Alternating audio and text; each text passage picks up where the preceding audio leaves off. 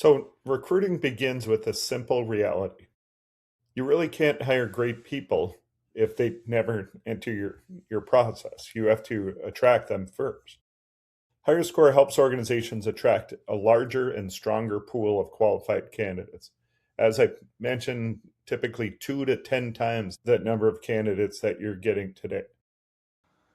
We begin by helping you create compelling job specific posting.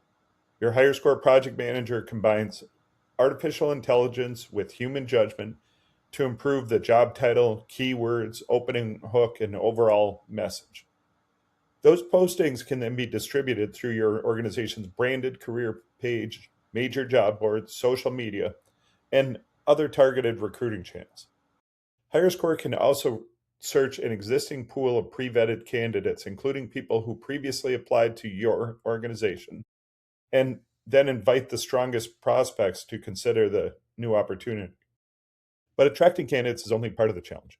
You also need to make sure it is extremely easy for a good candidate to apply. I can't stress enough how important this is. Most candidates are using their phones, so every HireScore application is designed to be short, simple, and mobile friendly. So if you imagine you're an applicant for a front desk reception position, the applicant would find the job on one of your typical job boards. But as I mentioned, we typically post to over 1,000 different job boards, with the big ones, of course, being Indeed and LinkedIn and the appropriate niche boards and state job boards. If the applicant looks through the job requirements, looks good, they click apply. There's something that I'd really like you to notice with this application that's different from just about every online application you'll ever see. And that is that you don't start by making an account. So you don't force them to make an account and you don't force them to upload a resume. The importance of this is that typically if you force somebody to make an account, you're going to lose half your applicant pool. When you force them to upload a resume, you're going to lose another half of the applicant pool.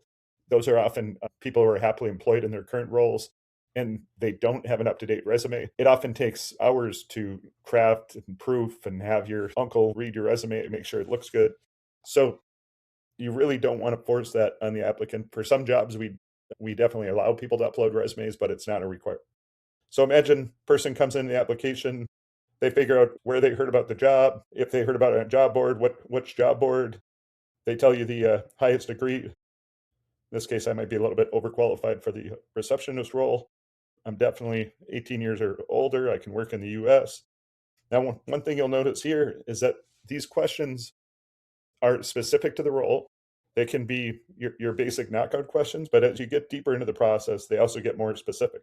In this case, asking if the person has experience working in a medical office, for example, which I've done very shortly. I'm going to skip the LinkedIn URL, but I could add that if I wanted to. Haven't done a lot of reception work, haven't done a lot of work in a medical office, but I've done a lot of customer service in my time. I think my reception skills are fine. So you can see here that the questions that you're asking are specific to this job. If you were hiring a welder, you would ask very different questions versus an accountant versus a receptionist. The key is you want to figure out if the applicant is worthy of more time and effort. So if the applicant has nothing going for them, then you're not going to spend your time interviewing them and moving them through the process. We know that in head-to-head research, this process is about 40% more accurate than a typical resume screen. And we typically layer onto that a personality assessment that, again, is custom fit to the job, and a situational judgment assessment that puts a candidate in realistic job scenarios with a multiple choice response format.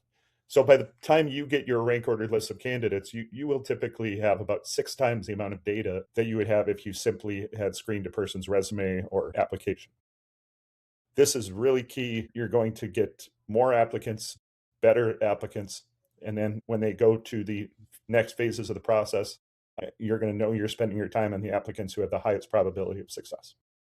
So we talked about this a little bit, but let's take a deeper dive now and really talk about evaluating your candidates and ranking your candidates, which becomes ever more important as they get deeper in the process in phase 2 and phase 3 of the process.